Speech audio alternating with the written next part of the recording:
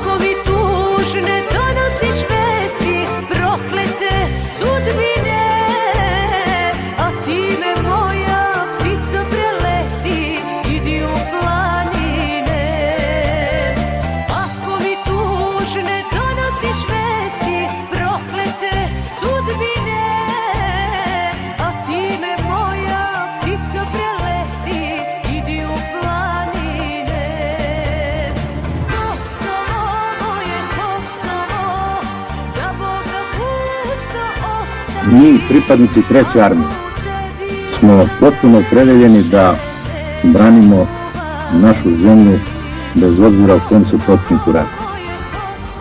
Imajući u vidu ono što smo u zakletvi dali, ne želeći da u toj borbi damo i svoj život. Prema tome nas ne zanima koji je protivnik u pitanju. Mi znamo da imamo jednu otadžbinu i da je sada vreme da je branimo jer smo se opredelili za to i Ako je sada izgubimo, nikada je nećemo imati. A ako nismo spremni da je odbranimo, onda možda i ne zaslužujemo da je imamo.